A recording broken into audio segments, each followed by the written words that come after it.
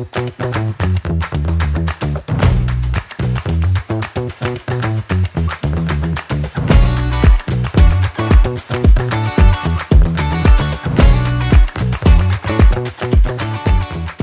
datang di Jalan Tol Tanjung Pura, Pangkalan, Brandan.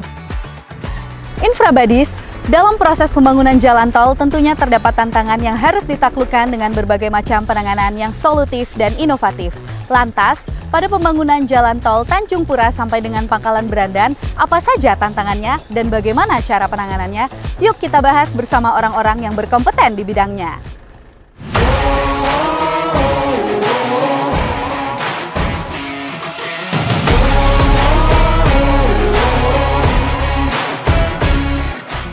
Dari 46. Izin Pak, selamat siang. Mbak Weni. Ganggu waktunya. Selamat siang Mbak Weni, apa kabar? Baik Pak. Pak, Weni mau nanya Pak. Oke. Boleh dijelaskan secara singkat Pak terkait proses pembangunan jalan tol Tanjung Pura Pangkalan Brandan ini? Jadi Tanjung Pura Pangkalan Brandan ini bagian dari jalan tol BJ Brandan sepanjang kurang lebih 58 km. Syukur alhamdulillah dari 58 km ini sudah beroperasi BJ Stabat sepanjang 12,5 km. Kemudian dari Stabat sampai dengan Tanjung Pura baru dioperasikan kemarin pada saat Nataru. Untuk Tanjung Pura sampai dengan Pangkalan Brandan itu kurang lebih 19,5 km. Yap. Dari 19,5 km ini kita menyisakan kurang lebih di STA 4 sampai dengan 47, kurang lebih 3 kilo yang ini sedang kita kerjakan nih Mbak Weni. Yang sampai saat sekarang progresnya sudah 93%. Insya Allah dari keseluruhan dari Tanjung Pura sampai dengan Pangkalan Brandan, nanti exitnya di Pangkalan Brandan itu akan kita selesaikan di bulan September. Insya Allah ya semoga cuaca ke depan semakin bagus karena seluruh resource sudah kita siapkan semua dan target dari bulan September itu bisa terpenuhi dan saat Nataru nanti sudah bisa kita operasikan. Baik Pak, semoga pembangunan ini dapat selesai dengan segera sesuai dengan moto HKI Binbran ya Pak. Ya. Tuntas dan berkualitas. Baik Pak, mungkin untuk detailnya saya boleh nanya ke Mas Irfan dan Pak Made ya Pak ya. Silakan Mbak, saya akan melanjutkan ke tugas-tugas yang lainnya.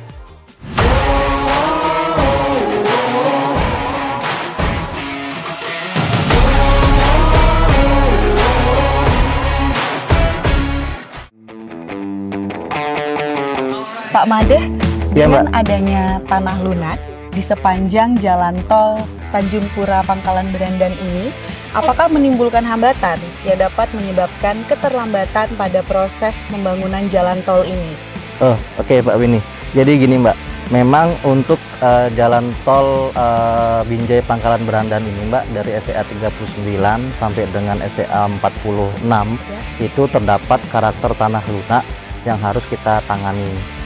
Untuk penanganan tanah lunak sendiri itu ada beberapa metode yang kita gunakan. Itu ada metode menggunakan pale slab, ada metode menggunakan replacement, dan ada juga menggunakan PVD dan preloading. Tapi sebenarnya untuk penyelesaian metode-metode ini Mbak sudah kita desainkan dan sudah kita konsultasikan dengan desain perencana untuk dicarikan metode yang terbaiknya. Di luar itu sebenarnya permasalahan dari Binjai Pangkalan Brandan ini adalah masalah non teknis Mbak Weni. Itu adalah terkait dengan pembebasan lahan. Tapi Mbak Weni nggak usah khawatir, untuk pembebasan lahan ini memang ada lahan kurang lebih sekitar 2 kilo yang belum bebas. Tapi kita sudah bekerja sama dengan pihak-pihak eksternal itu seperti Kementerian Marinvest, dari Pengadilan Negeri, termasuk Kejaksaan, termasuk juga dengan kepolisian setempat.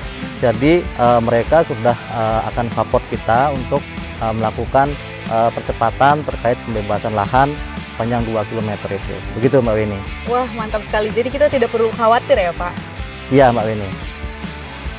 Nah Mbak Weni, ini yang namanya pale slab. Oh jadi ini pile slab Pak? Iya Mbak. Bisa dijelasin ini gimana Pak konstruksinya? Jadi pale slab ini itu adalah salah satu konstruksi yang digunakan untuk menangani kondisi tanah lunak itu yang kedalamannya lebih dari 5 meter Mbak Weni.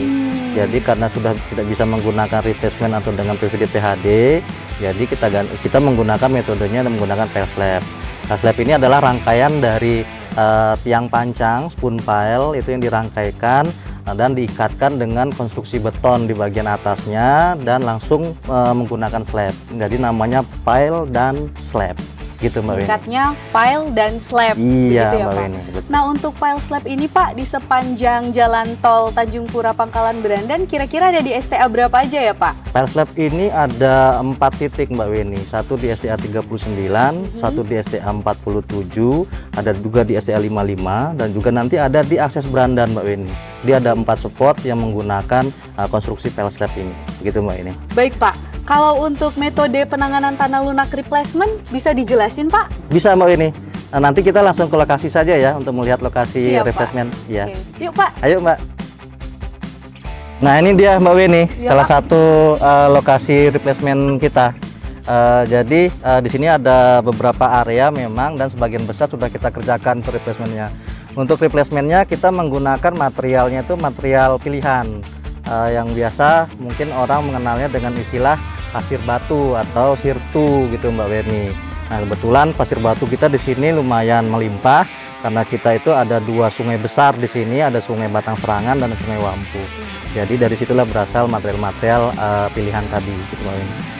Kalau di sini Pak, kita kira-kira ini di STA berapa ya Pak? Ini STA 44 Mbak Weni. Ini STA 44, ini lokasi yang lagi proses pekerjaan replacementnya. Nah ini yang sudah terreplace Pak Weni, yang kita berdiri sekarang.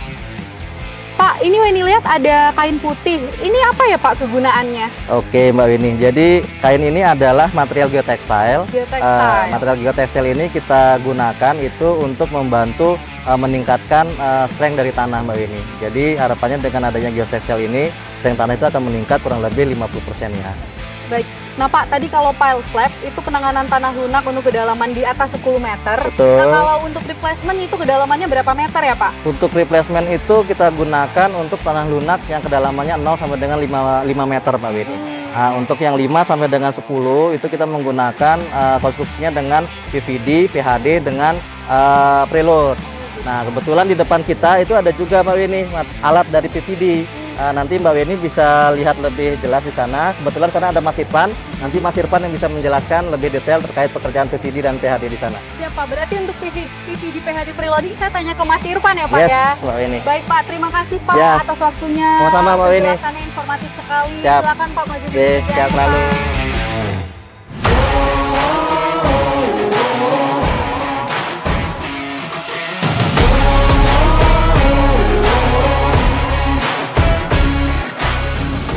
Ya Mbak Weni, ini kita sekarang ada di lokasi pekerjaan PVD. Ini salah satu dari 2 lokasi besar pekerjaan PVD, PHD, dan preloading di Binjai Berandan Zona 4. Yang pertama kemarin kita ada di STA 42400 sampai 43750. Nah yang kedua ini lokasi besar yang kedua ada di STA 44 750 sampai kurang lebih di STA 4647 di depan sana. Kita sekarang sedang berada di STA 45800. Jadi di sini kita ada pekerjaan PHD, PVD, dan preloading. Ini kita lagi ada proses pekerjaan mancang PVD-nya. Ini materialnya ya Mas ya? Ya, jadi ini material PVD dan PHD. Yang masuk ke bawah itu PHD, sakit vertical drainnya. Nah kalau yang memanjang keluar itu PHD, itu horizontal drainnya. Jadi PVD itu secara gampangnya itu semacam sedotan ya, kalau kita bahas secara awamnya itu kita tusuk ke dalam, kita pancang ke dalam gitu. Jadi sampai di kedalaman tertentu sesuai dengan desain. Kedalaman rencana begitu. Iya, kedalaman rencana. Jadi beda-beda kedalamannya Mbak, ada yang 10, 12, 16 dan paling dalam di 18 meter. Supaya air-air yang ada di dalam itu keluar. Jadi tanahnya itu mencapai dengan daya dukung yang kita inginkan gitu Mbak Weni. Nah untuk teknis bekerjanya ini pertama karena ini kita lapisan tanah lunak Ya. jadi kita kerjakan platform dulu. Ada platform CBM di belakang kita lagi bekerja, terus setelah CBM di atasnya baru pasir. Jadi kalau kita lihat di sana ada pasir, itulah di situ kita baru start mengerjakan PVD di atas pasir. Setelah itu kita pancang PVD-nya. Setelah PVD kita pasang PHD. PHD itu yang horizontalnya di atas itu. Kita pasang geotek, baru nanti kita timbun CBM atau tanahnya sampai ke preloading. Seperti itu Mbak Weni. Baik Mas. Mas, tadi kan Weni sudah membahas mengenai pile slab, replacement dengan Pak Made. Kemudian dengan Mas mengenai PVD, PHD, preloading. Kemudian Mas, faktor apa selain kedalaman yang menjadi penentu dalam penerapan metode mana yang dapat kita terapkan untuk penanganan tanah lunak ini? Iya Mbak Weni. Jadi di sini kan kita ada beberapa metode ya, ada penanganan tanah lunak, ada pile slab tadi yang sudah dijelaskan Pak Made, replacement dan juga PVD, PHD. Jadi ini kita menentukannya itu berdasarkan dengan penyelidikan tanah Mbak Weni. Jadi kita adakan penyelidikan tanah dulu di lokasi-lokasi yang tanah lunak dalam atau tanda kutip mencurigakan lah gitu. Jadi kita nanti dari penyelidikan tanah itu kita bisa menentukan, oh di sini nih PHD atau replacement saja atau pile slab gitu Mbak Weni. Baik Mas, sangat informatif sekali informasinya. Terima kasih Mas. Sama-sama, mungkin Mbak saya Weni. akan lanjut lagi. Terima kasih Ya Mbak Weni, sama-sama. Terima kasih. Iya Mbak. Infrabuddies, kita telah membahas beberapa metode penanganan tanah lunak yang ada di Jalan Tol Tanjung Pura sampai dengan Pangkalan Berandan, yaitu pile slab, replacement, PVD dan PHD preloading. Semoga informasi ini dapat bermanfaat untuk kita semua.